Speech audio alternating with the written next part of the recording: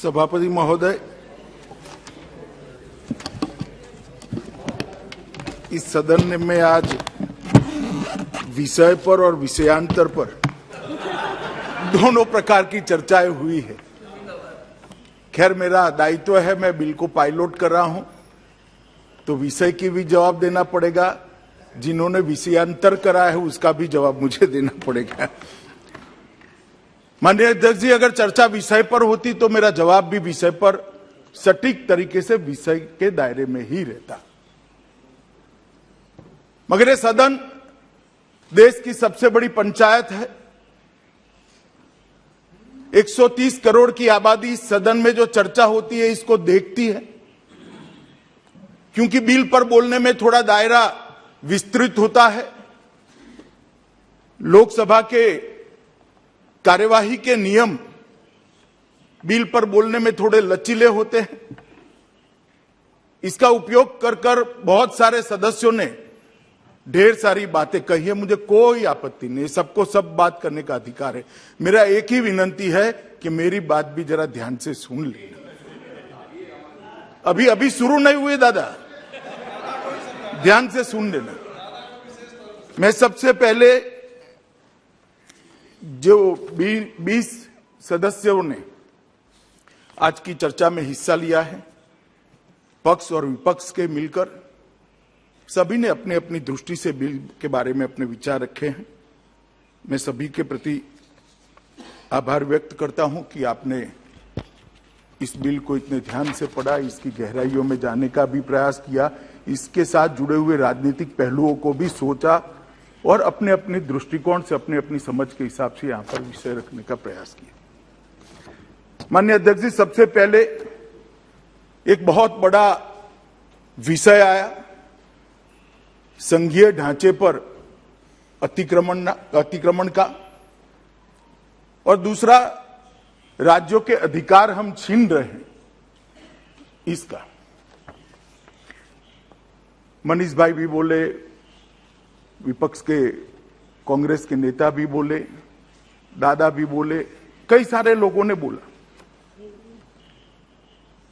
मैं सबसे पहले इस गृह के सामने इस विषय को स्पष्ट करना चाहूंगा कि ये विधेयक जो मैं लेकर आया हूं, माननीय अध्यक्ष जी, संविधान के अनुच्छेद 239 ए के प्रदत्त संसद की शक्तियों के अनुरूप में लेकर आया हूं।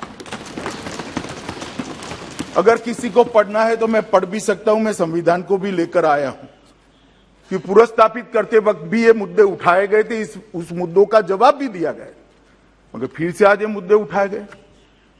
अनुच्छेद 239 ए 3B के अनुसार संसद को दिल्ली संघ राज्य क्षेत्र या इसके किसी भी भाग के बारे में उससे संबंधित किसी भी विषय पर, ध्यान से सुनिएगा, किसी भी विषय पर कानून बनाने का अधिकार प्राप्त है। यहां एक अलग प्रकार से बात की जाए, राज्यों के अधिकार, राज्यों के अधिकार, राज्यों के अधिकार। केजरीवाल साहब भी इसकी दुहाई देते हैं, राज्यों के अधिकार, राज्यों के अधिकार। मैं इसलिए एक शब्द पर भार दिया, किसी ने नहीं सुना, दिल्ली संघ राज्य। ऐसा विधेयक मैं महाराष्ट्र में नहीं ला सकता, ऐसा विधेयक मैं गुजरात बंगाल में नहीं ला सकता, ना केंद्र सरकार ला सकती। मगर राज्य और संघ राज्य का अगर अंतर मालूम नहीं है तो मुझे लगता है कि ध्यान से संविधान को पढ़ना चाहिए। अभी जो मैं विधेयक लेकर आई हूं मान्यवर, वो संघ राज्य के संबंधित है, और राज्यों के अधिकार धारा 246, ये सारी चीजों का आप उपयोग कर किसको गुमराह करना चाहते हैं। मैं आपको बताना चाहता हूं माननीय अध्यक्ष जी, ये विधेयक हम बिल्कुल संविधान प्रदत्त शक्तियों के अनुरूप लाए हैं और पूर्णतया संवैधानिक विधेयक, क्योंकि दिल्ली संघ राज्य है और संघ राज्य की किसी भी बात पर, दिल्ली संघ राज्य की किसी भी बात पर लेजिस्लेशन लाने का भारत सरकार का अधिकार, और ये अधिकार का उपयोग क्यों किया, इस पर भी सवाल उठाए गए। इस पर भी मैं बाद में जवाब दूंगा। मैं थोड़ा आगे कहता हूं कि एक बात बताई गई, 2011 में ये विधेयक दिल्ली सरकार में पारित किया गया था, संशोधन, और अब आप इसको कैसे अमेंड कर सकते हो या तो कैसे बदल सकते हो। संविधान के अनुच्छेद 239A3C के तहत इस देश की संसद को राष्ट्रीय राजधानी क्षेत्र दिल्ली की विधानसभा द्वारा बनाए गए किसी भी कानून को संशोधित करने का, उसके स्वरूप बदलने का या तो उसको निरस्त करने का अबाधित अधिकार है। और जो लोग हम पर आरोप करें, मैं उनको बताता हूं, ये हमारे समय में नहीं हुआ है। अधीर रंजन भी सुन ले, ये हमारे समय में नहीं हुआ है। ये संविधान के अंदर प्रोविजन ऑलरेडी है। संविधान को मेरे जैसे सादे चश्मों से दिखोगे तो दिखाई पड़ता होगा, राजनीतिक चश्मों से देखोगे तो नहीं दिखाई पड़ेगा। चश्मे साफ करने का सवाल है माननीय अध्यक्ष जी। बाकी तो बहुत स्पष्ट लिखा है और सब भाषाओं में है। जो हिंदी पढ़ते हैं उसके लिए हिंदी में है, बंगाली पढ़ते हैं उसके लिए बंगाली में है, अंग्रेजी पढ़ते हैं उसके लिए अंग्रेजी में, मराठी पढ़ते हैं उसके लिए मराठी में, सब भाषाओं में है। हाँ, गुजराती में मैं इसी से पढ़कर आया हूं। आप पढ़कर आइए, इतना ही कहता हूं। मान्यवर, अनुच्छेद 246 आर का जो उल्लेख किया गया वो निर्वाचन की विधा के संबंधित है। इस बिल में ध्यान से जिसने देखा होगा उसको मालूम होगा, निर्वाचन की कोई प्रक्रिया के साथ हमने कोई छेड़खानी नहीं की। उल्टा सुझाव आया कि डायरेक्ट चुनाव कर लेते हैं। अरे भाई, हम नहीं कर सकते हैं, संविधान हमें नहीं परमिशन देता है। माननीय अध्यक्ष जी, एक बहुत बड़ा भ्रांति फैलाने का जो प्रयास हो रहा है, मैं उसको सिरे से खारिज करता हूं। ये पूर्णतया संविधान प्रदत्त शक्तियों से लाया गया विधेयक है।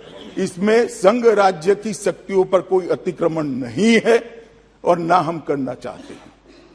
माननीय अध्यक्ष जी, उन्होंने कहा, मैं एक पैराग्राफ पढ़ना चाहता हूं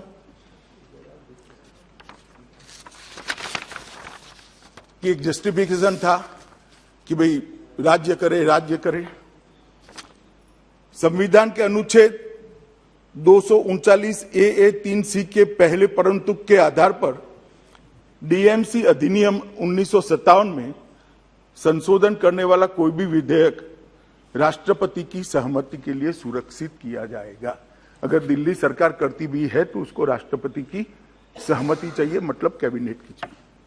इसके अलावा संसद के पास केंद्र शासित प्रदेश जेएनसीटीडी के लिए किसी भी मामले अर्थात तीनों सूचियों में कोई भी मामला के संबंध में कानून बनाने का समवर्ती शक्तियां प्रदत्त है।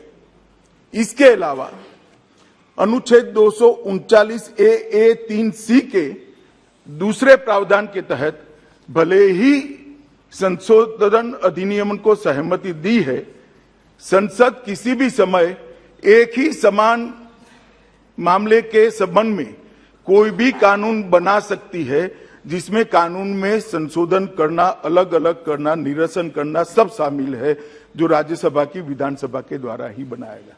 मान्यवर, ये मैं एक नोटिंग पढ़ रहा हूं और कांग्रेस के मित्रों की जानकारी के लिए, ये नोटिंग जब 2011 का एक कानून आया तब देश के गृहमंत्री, तत्कालीन गृहमंत्री और विद्वान धाराशास्त्री श्री पी चिदम्बरम ने किया हुआ नोटिंग है। उनका भी इंटरप्रिटेशन यही कहता है। माननीय अध्यक्ष जी, अभी दादा कह रहे थे कि अमित शाह जी सब जगह सरकार बनाना चाहते हैं, इनकी पार्टी सब जगह सरकार बनाना चाहती है। पावर मतलब सरकार बनेंगे तभी तो आएगा, वैसे कैसे आएगा पावर?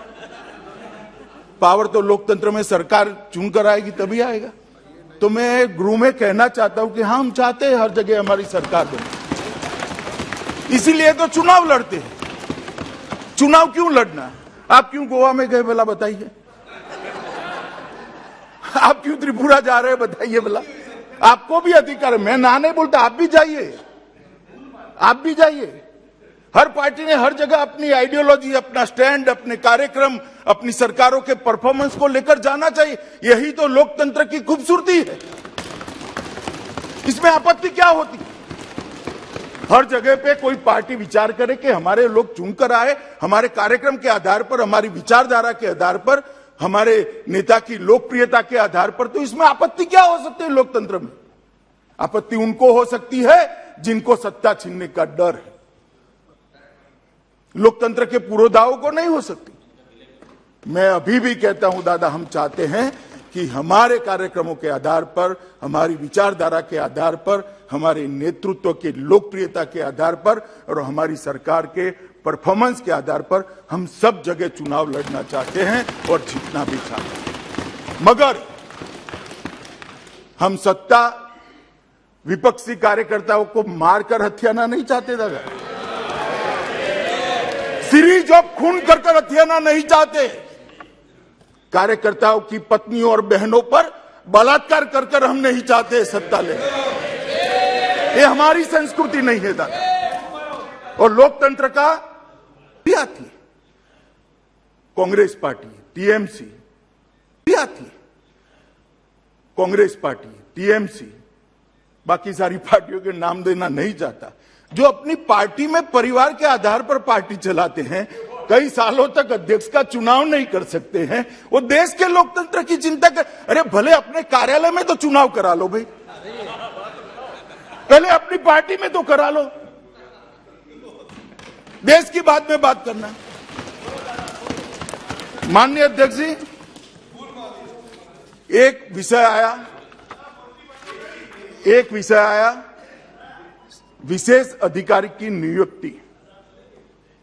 माननीय अध्यक्ष जी, मैं फिर से कहना चाहता हूं कि विशेष अधिकारी संक्रमण काल के लिए ही नियुक्त होता है, उसके बाद में चुनाव होता है और उसके बाद में चुनी हुई बॉडी आती है। और विशेष अधिकारी का दिल्ली नगर निगम अधिनियम की धारा 490B में इसका प्रोविजन पहले से है, जो कांग्रेस के समय में बनाई गई। जब आप उपयोग करोगे तो बहुत लोकतांत्रिक, और जब हम करेंगे तो लोकतंत्र का हनन हो गया। किस तरह से देश चलाना चाहते हो भाई? आत्मचिंतन करोगे क्या? आईने में अपने आप को देखोगे क्या? देखना चाहिए या नहीं देखना चाहिए? 490B कौन लेकर आया? हम तो आज उपयोग कर रहे हैं, उस वक्त हमारी सरकार नहीं थी। और मैं आज कहना चाहता हूं माननीय अध्यक्ष जी, फिर से सबसे ज्यादा राज्यों में आज भारतीय जनता पार्टी की सरकार है। दो बार मोदी जी के नेतृत्व में इस देश की जनता ने पूर्ण बहुमत, 2/3 बहुमत भारतीय जनता पार्टी को दिया है। एनडीए के साथी हमारे साथ चट्टान की तरह खड़े हैं। हमें कोई शौक नहीं है सत्ता हथियाने का माननीय अध्यक्ष जी, ना हम चाहते हैं। माननीय अध्यक्ष जी, सुप्रिया जी ने कहा कि चुनाव के एन मौके पर क्यों लेकर आए विधेयक। सुप्रिया जी, ओबीसी का बदलाव, ओबीसी सीटों का प्रोविजन का बदलाव महाराष्ट्र सरकार ने कब किया? महाराष्ट्र सरकार में कितने साल से एडमिनिस्ट्रेटर है? कितने कॉरपोरेशन में एडमिनिस्ट्रेटर है? क्यों चुनाव वहां नहीं होते हैं? और करना चाहते थे तो पहले क्यों नहीं किया? मैं भी पूछ सकता हूं। मगर जब अपने अपने राज्य में होता है, जैसे मेरे साथी सांसद निशिकांत जी ने कहा कि झारखंड में 5 महीने से एडमिनिस्ट्रेटर, 1 साल से एडमिनिस्ट्रेटर है, मगर चूंकि वहां कांग्रेस की सरकार है, आप नहीं बोलोगे। तथ्यों को पारदर्शिता के साथ इस सदन पर रखना चाहिए। इस सदन को पूरा देश देखता है। माननीय अध्यक्ष जी, मनीष तिवारी जी जवाब दे रहे थे। मनीष जी, नरसिम्हा राव जी का नाम दिया है, देखना भाई, जरा ध्यान रखना हम आगे क्या होता है। जरा संभल कर बोला करो यार, भावुक होकर इतना मत बोलो। हाईकमांड भाषण सुनता है। नरसिम्हा राव जी का नाम आपने दे दिया और बिट्टू भाई ने भी पंजाब की गलती को स्वीकार कर लिया। चलो अच्छा ही है, देर सबेर स्वीकार कर लिया आपने। दादा ने कहा दिल्ली दंगों को मैंने कहा था कि सबको जेल में डालेंगे। दादा, दिल्ली में भारतीय जनता पार्टी का शासन है, पुलिस भारतीय जनता पार्टी की सरकार के पास है। मैं सदन पर रिकॉर्ड क्लियर करना चाहता हूं, दिल्ली में अब तक 2473 लोगों को अरेस्ट कर लिया गया है, 409 चार्जशीट कर लिए गए और सिर्फ 83 लोगों की बेल हुई। 2 साल हो गए दादा, जेल में ही है, जेल में ही है। ये बंगाल नहीं है, यहां भारतीय जनता पार्टी की सरकार है। जो कानून तोड़ेगा उसको सजा। माननीय अध्यक्ष जी, कश्मीर के चुनाव के लिए भी रेफरेंस आया। मेरा भाषण सदन के रिकॉर्ड पर है, कोई भी उठाकर देख सकता है, फिर से सुन सकता है, यूट्यूब पर भी है, आप भी उपलब्ध करा सकते हो। माननीय अध्यक्ष जी, मैंने स्पष्ट कहा था कि पहले पंचायत के चुनाव होंगे, उसके बाद में डिलिमिटेशन होगा, उसके बाद में चुनाव होंगे और उसके बाद में पूर्ण राज्य का स्टेटस हम वापस देंगे। पंचायत के चुनाव हो चुके हैं, कोई हिंसा के बगैर जिला पंचायत के चुनाव समाप्त हो चुके हैं। डिलिमिटेशन समाप्त होने के कगार पर है और मैं फिर से सदन पर कहता हूं, गृह में कहता हूं कि डिलिमिटेशन होने के बाद सभी दलों से चर्चा कर हम तुरंत चुनाव कराएंगे। हमें कोई शौक नहीं है राष्ट्रपति। माननीय अध्यक्ष जी, एक रेफरेंस आया कि कैंटोनमेंट बोर्ड भी यहां है, एनडीएमसी भी यहां है।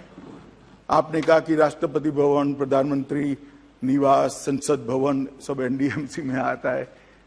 मुझे मालूम नहीं था, वरना मैं थोड़ा डिटेल में बताता। मेरा कहने का उद्देश्य था कि एक माहौल जो बनता है राजधानी का, वो सिर्फ एनडीएमसी से नहीं बनता है और कैंटोनमेंट बोर्ड हम नहीं मिला सकते हैं। गौरव जी कहते थे अभी है नहीं, परंतु देश भर में कैंटोनमेंट बोर्ड अलग ही है। ये कोई दिल्ली की व्यवस्था नहीं है, देश भर में अलग है और कुछ कारणों से अलग रहना भी चाहिए। अगर इस पर पुनः विचार होगा और इस पर कानून बदला जाएगा तो यहां का भी होगा। हाँ, तो होता ही है, अभी चुनी हुई बॉडी ही है, वहां पर चुनाव हो, इसमें कोई आपत्ति ही नहीं है। और ढेर सारी कमिटियों के रिपोर्ट को यहां पर रखा गया। माननीय अध्यक्ष जी, मैं इतना ही कहता हूं कि कमिटियों को रिपोर्ट जब जब भी आए, हर सरकार ने इस पर चर्चा करी, इसकी फाइलें भी उपलब्ध है।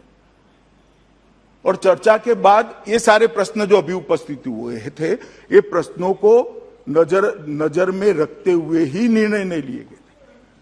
क्योंकि कमेटी की रिपोर्ट सिर्फ 3 निगम बनाना नहीं था, इसके साथ ढेर सारी चीजें थी। रेवेन्यू शेयरिंग का पावर, रेवेन्यू शेयरिंग की फॉर्मूला थी, कुछ एक्स्ट्रा अधिकार देने की बात थी। ये सारी बातों पर एक साथ अगर कोई एक पैकेज होता है तो ये 3 निगम मैं भी मानता हूं आज भी वायबल हो सकते हैं। जैसे एक रिपोर्ट में है, पहले सेल टैक्स था, जीएसटी शेयरिंग की बात है। अब एक करे बगैर हम कैसे निगम चलाएंगे? नहीं चल सकता। और देख लिया कर 10 साल तक देखा है। और जिन लोगों ने कहा कि भाई पहले क्यों डिलिमिटेशन नहीं करा, काफी सांसदों ने, 3 सांसदों ने कहा, मैं इनको बताता हूं कि एकीकरण करने के पहले डिलिमिटेशन हो ही नहीं सकता। नया यूनिट बनता है, उसके बाद में सीटों का बंटवारा होता है, वार्डों का बंटवारा होता है। डिलिमिटेशन करेंगे तो किस अधिकार के तहत करेंगे? क्योंकि निगम तो 3 अलग हैं।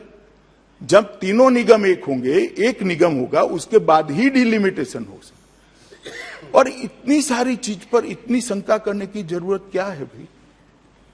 देश के बहुत बड़े हिस्से पर भारतीय जनता पार्टी का शासन बहुत बड़े हिस्से पर है। और ये दिल्ली की 2 करोड़ की आबादी के म्युनिसिपल कॉरपोरेशन, वहां पर भी हमारे निगम जाएंगे, आप पार्टी के नहीं जाएंगे। हमारे निगम की जब तिथि समाप्त हो जाएगी तब हमारे निगम चले जाएंगे, हमारे काउंसिलर घर पर बैठेंगे और एडमिनिस्ट्रेटर आएगा, स्पेशल ऑफिसर आएगा। सीटों का सवाल उठाया गया। दादा कहते थे कि सीटें 250 बहुत ज्यादा है। दादा मैं तो 272 से 250 कर रहा हूं, 250 बढ़ाई नहीं है, जो ज्यादा थी नहीं, मगर ज्यादा थी इसको कम कराए। पहले समझिए, कम कर रहा हूं, आप समझे ही नहीं हो बिल्कुल। मुंबई के अंदर वार्डों की संख्या 227 है। अब 2 करोड़ की आबादी वहां है, यहां पर आबादी इतनी है, हमने 250 करी है। क्या ज्यादा कर लिया? थोड़ी आबादी मुंबई से ज्यादा ही है, और आपके यहां भी 227 वार्ड है। तो सीटों की संख्या पर भी शंका करना। कहते हैं कि सीट का आंकड़ा कहां से लाए? चलो भाई, मैं मान लेता हूं कहां से लाए, मैं बताता हूं कहां से लाया। मगर 2011 में 272 कहां से लाए? ज्योतिषी को पूछकर लाए थे क्या? वो ऐसे ही एक्ट में आया था।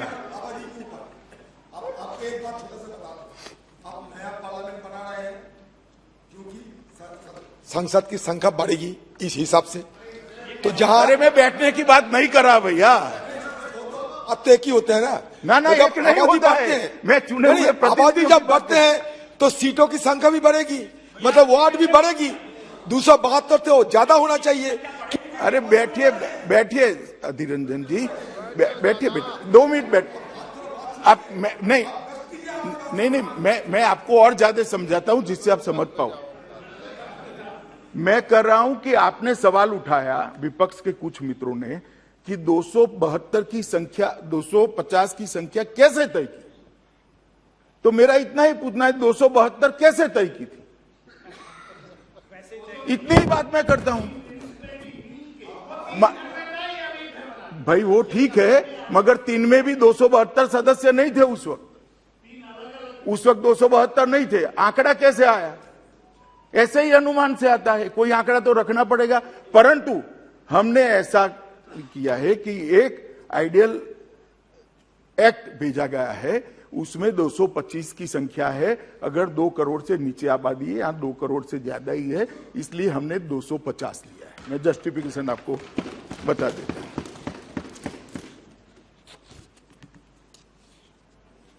गौरव गोगोई जी ने कहा कि दिल्ली में कितनी दुर्दशा है, ये है वो है, और स्पेशली उन्होंने यहां पर कोरोना का जिक्र किया कि दिल्ली में कोरोना था तब क्या हुआ, ये हुआ वो हुआ। मुझे मालूम नहीं है गोगोई साहब कहां रहते थे उस वक्त, यहां थे या आसाम में थे, अपने क्षेत्र में थे या दिल्ली में रहते थे, उनको मालूम नहीं है। मोदी जी के नेतृत्व में इस देश में कोरोना के खिलाफ जो लड़ाई लड़ी गई है, इसमें इसकी पूरी दुनिया भूरी भूरी प्रशंसा करती है।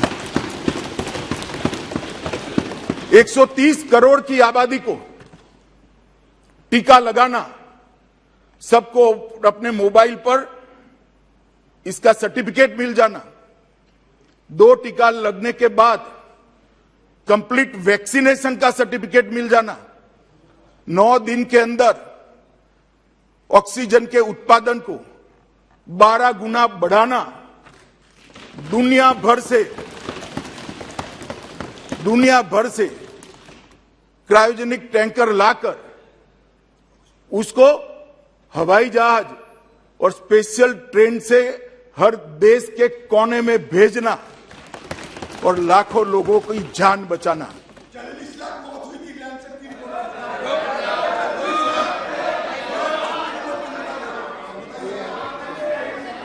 माननीय अध्यक्ष जी, मैं कुछ बोलना नहीं चाहता।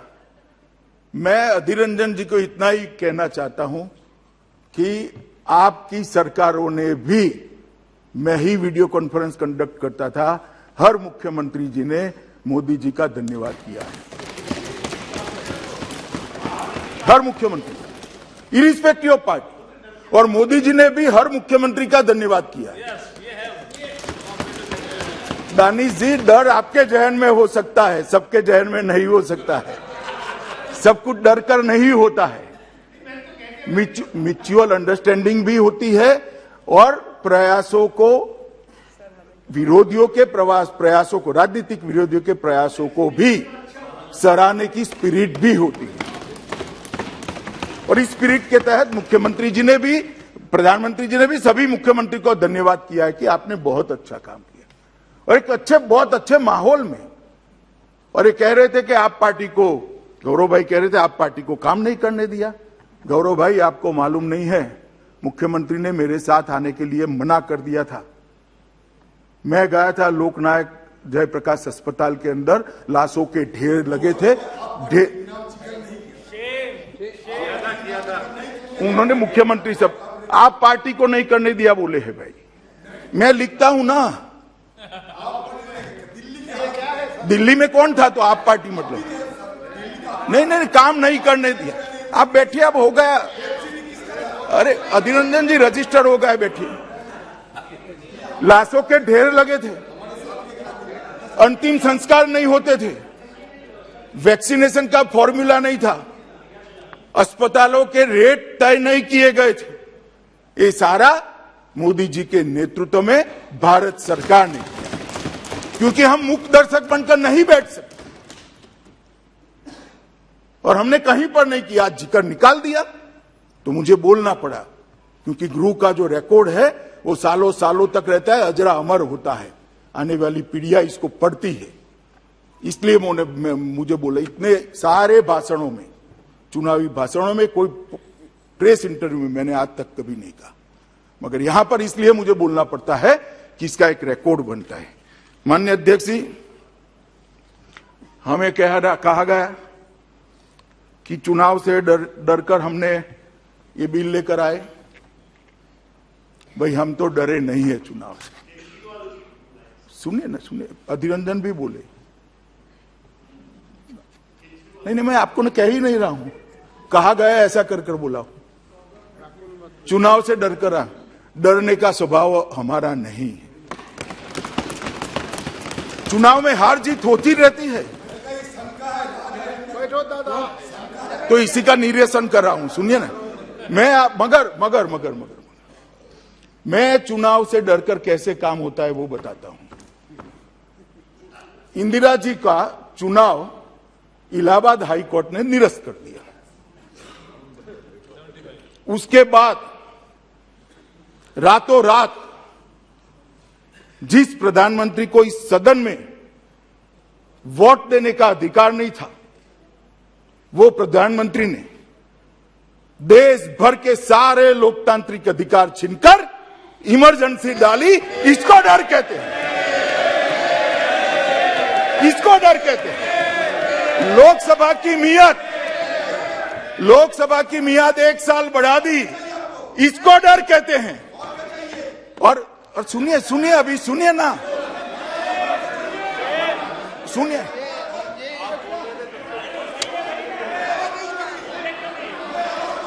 माननीय अध्यक्ष जी, इमरजेंसी डर कर लाई गई थी। सारे लोकतांत्रिक पार्टियों के नेताओं को, लाखों लोगों को डरकर जेल की सलाखों के पीछे डाल दिया गया था। सारे अखबारों के एडिटोरियल यहां से तय होते थे। आकाशवाणी पर एक प्रसिद्ध गायक की आवाज को बैन कर दिया गया था। ड्यूएट गाने भी सिंगल आवाज में आते थे। इसको डर कहते हैं। और क्या होगा मैं बताता हूं। जो लोग कह रहे हैं ना कि डर चुनाव के कारण डर से ये टाला गया है, वो डरते हैं। तो 6 महीने बाद चुनाव होगा, क्यों डर है भाई? जनता ही करेगी। अगर जीतने का विश्वास है तो अभी क्यों चुनाव चाहिए? मैं देता हूं बाद में क्यों किया इसका जवाब भी। अगर जीतने का विश्वास है तो क्यों अभी ही चुनाव चाहिए? अच्छे काम किए तो 6 महीने बाद भी चुनाव जीत सकते हो। डर इसको कहते हैं कि अभी चुनाव करा लो, आनंद फानंद में जीत जाएं। मगर माननीय अध्यक्ष जी, मैं कहने आया हूं कि अगर किसी को डरना है तो किसको डरना है? ये 5 राज्यों के चुनाव का हवाला देकर कहते हैं कि परिणामों से भारतीय जनता पार्टी डर गई और आप पार्टी से डर गई। उत्तर प्रदेश में आप पार्टी 349 सीटों पर चुनाव लड़ी, सभी पर जमानत जब्त। उत्तराखंड में 70 सीटों पर चुनाव लड़ी, 68 सीटों पर जमानत जब्त। गोवा में 39 सीटों पर चुनाव लड़ी, 35 सीटों पर जमानत जब्त। पंजाब में अच्छा परफॉर्म करा, मणिपुर गए नहीं। हम किससे डरे भाई? मैंने सुना था, आपका भी बताता हूं, बैठो बैठो बैठो, कांग्रेस का भी बताता हूं।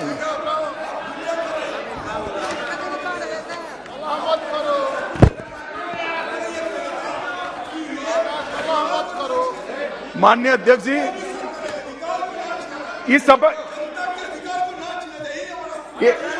इस विषय पर भी मैं आता हूं भाई। इस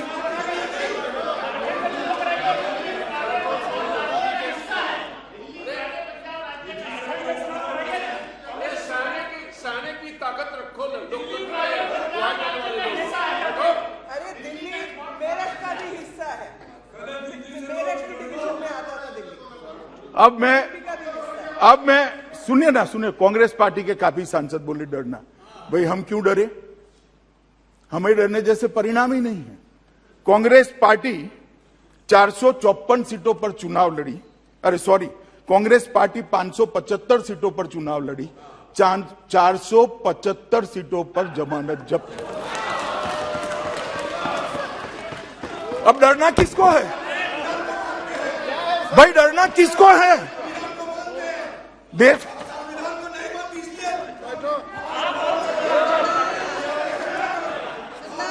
माननीय अध्यक्ष जी, भारतीय जनता पार्टी के कोई कार्यकर्ता को डरने की जरूरत नहीं है। हमने 4 राज्यों में सरकार बनाई है और हमें पूरा भरोसा है कि मोदी जी के नेतृत्व में जहां पर भी चुनाव आएगा हम निश्चित जीत कर आएंगे। हमें कोई डरने की जरूरत नहीं। और भाई मैं आपको बताना चाहता हूं, हम तो जब 2 थे तब भी नहीं डरते थे, अब तो 302 है। और यहां से उस वक्त तंज कसे जाते थे, मैं नाम नहीं बोलूंगा नेता का, वरना पॉइंट ऑफ ऑर्डर उठाएंगे, मगर तंज कसे जाते थे। हम 2 हमारे 2, उस पार्टी का आज विपक्ष के नेता का स्टेटस भी नहीं बचा। हम नहीं डरते। चुनाव से डरना क्या हार जीत होती रहती है? जनता का फैसला है, हमने स्पिरिट है। मैंने यही कहा। आप ट्रांसलेशन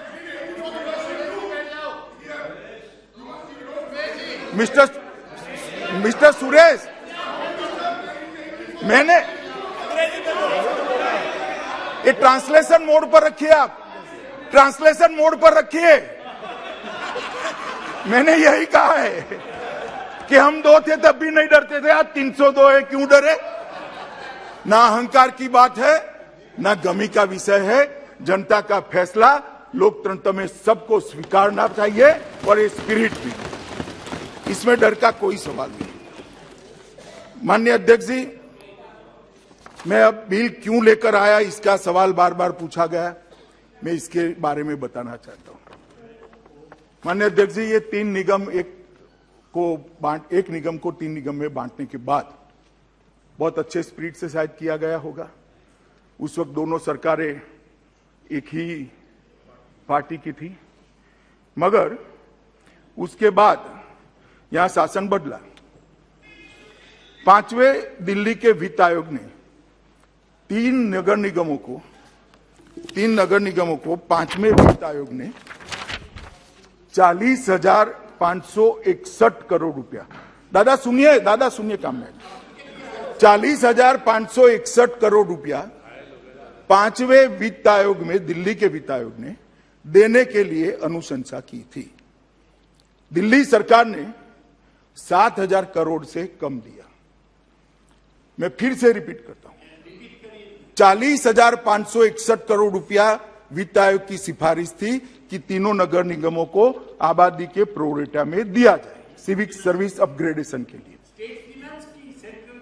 स्टेट में दिल्ली के वित्त आयोग की बात करें, उसमें से 7,000 करोड़ से कम दिया। अब कहते हैं कि निगम नहीं चलते, हमारे सांसदों ने बताया, फिर भी निगम ने उनसे ज्यादा अच्छा काम किया है। अस्पताल भी ज्यादा बनाए, स्कूल भी ज्यादा बनाए, मगर ये घाटा कैसे भरा जाए। और मैं यह बात बताना चाहता हूं कि निगम इतने बनने के बाद आज जो घाटा है वो 11,000 करोड़ का है, और 32,000 करोड़ नहीं दिया गया। अगर ये 32,000 करोड़ देते तो 11,000 करोड़ का घाटा भी न होता और 20,000 करोड़ सरप्लस होता, लोगों के काम होते। किसकी जिम्मेदारी है? किसकी जिम्मेदारी? इसके बारे में कोई नहीं बोलेगा। इसीलिए मैं कहता हूं, राजनीतिक से ऊपर उठकर इसको सोचना चाहिए, विचारना चाहिए। 40,000 करोड़ के सामने 7,000 करोड़ से कम दिया, 33,000 करोड़ कम दिया, फिर भी नगर निगम के तीनों मेयरों को मैं शाबाशी देना चाहता हूं कि सिर्फ 11,000 करोड़ रुपए का घाटा है। अगर पूरा दे देते, आज अगर पूरा दे देते तो 33,000 करोड़ में से 11,000 करोड़ निकाल दे, 22,000 करोड़ रुपया दिल्ली की जनता की सुखाकारी के लिए हमें और मिलेगा। इसके बाद भी माननीय अध्यक्ष, इसके डिटेल में जाने जैसा है। 5वें वित्त आयोग की सिफारिश की बात छोड़िए, इसके बाद राजधानी क्षेत्र दिल्ली सरकार ने महत्वपूर्ण अनुशंसाएं जो नगर निगम ने कर भेजी, ऋण माफी, शिक्षा क्षेत्र व्यय की पूर्ण प्रतिपूर्ति, स्वच्छता पर व्यय के लिए वित्त पोषण, जो दादा कह रहे थे सीवरेज का, बकाया ऋणों पर ब्याज दर को दिल्ली सरकार कम करे, एक भी सिफारिश नहीं मानी, एक पैसा ज्यादा नहीं दिया। धन की कमी की वजह से निगमों ने अपने राजस्व को ठीक करने के लिए कई दरखास्तें भेजी दिल्ली सरकार को, परंतु इसको या तो अस्वीकार कर दिया गया या तो लंबित कर दिया गया। आज तक एक का भी जवाब नहीं दिया है। उसमें से कुछ मैं कहना चाहता हूं यहां पर। जैसे व्यवसायिक कर के संबंध में वर्ष 2020 में, मार्च 2020 में एक दरखास्त भेजी, आज हम मार्च 2022 में, मालूम नहीं कहां है, पंजाब से शायद आ गए हैं, अब करे तो करे।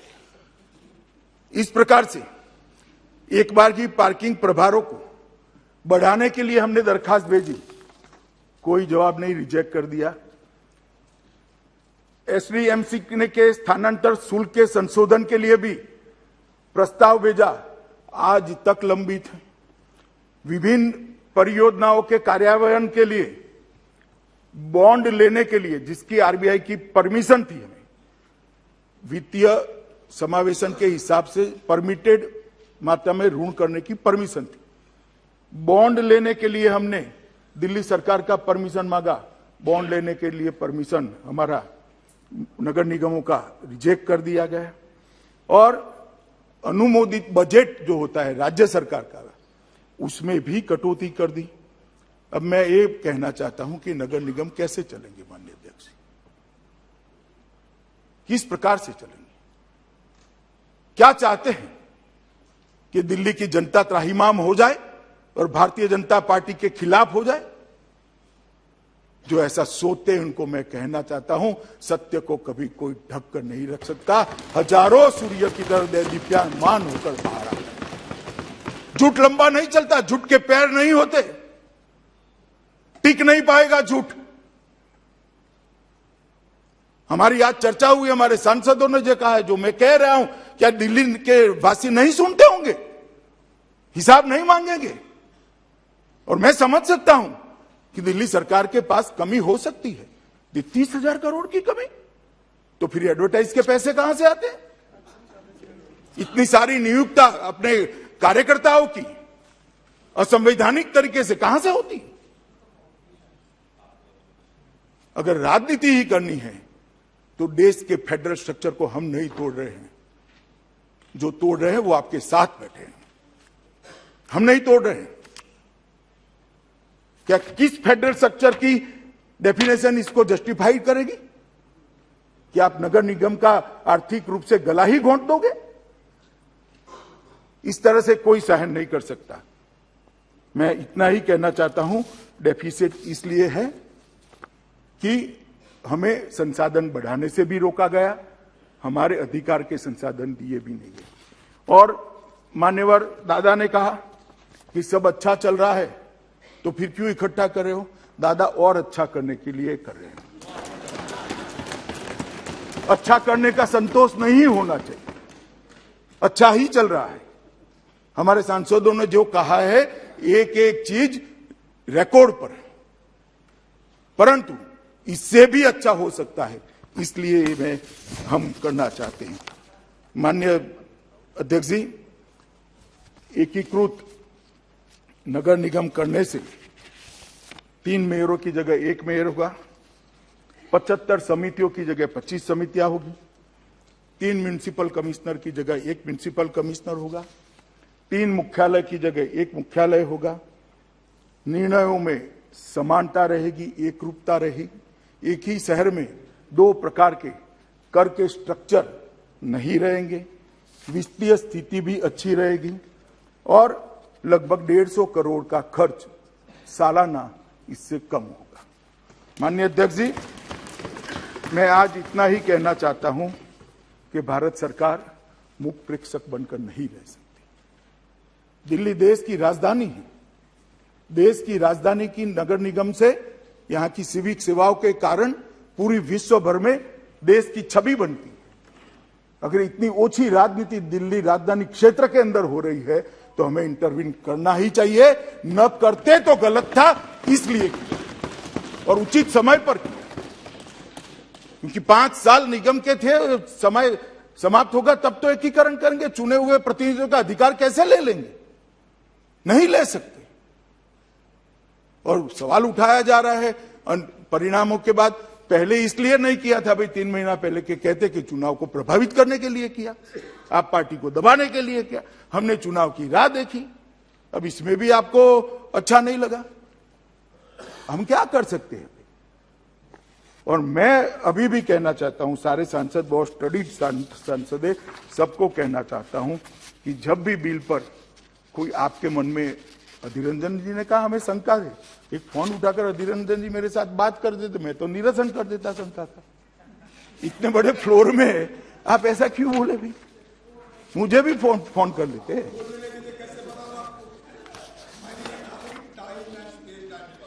मैं टाइम का ही जस्टिफिकेशन दिया भाई, मैंने टाइम का ही जस्टिफिकेशन दिया।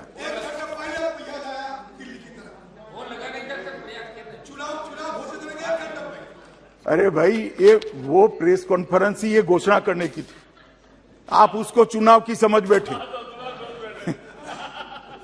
ये वो प्रेस कॉन्फ्रेंस ही ये घोषणा करने की थी।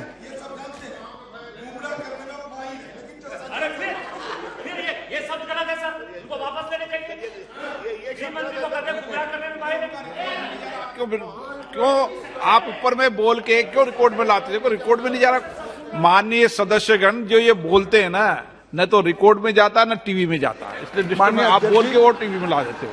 अंत में मैं बताना चाहता हूं, ये बिल को हम दिल्ली नगर निगम की सेवाओं को चुस्त दुरुस्त करने के एकमात्र उद्देश्य से लाए, ढांचागत सुविधाओं को और मजबूत करने के लिए लाए, नगर निगमों को आत्मनिर्भर बनाने के लिए लाए हैं, नगर निगमों को स्वावलंबी बनाने के लिए लाए हैं, और जब चुनाव समाप्त हो जाए जो भी पार्टी जीत कर आए आत्मसम्मान के साथ दिल्ली जनों की सेवा कर ले, इसलिए आए। अतः मैं सभी लोगों को निवेदन करूंगा कि पक्षापक्षी से ऊपर उठकर इस बिल को सर्वानुमत से आप लोग सहयोग दीजिए, ऐसा मेरा आप सभी से निवेदन है।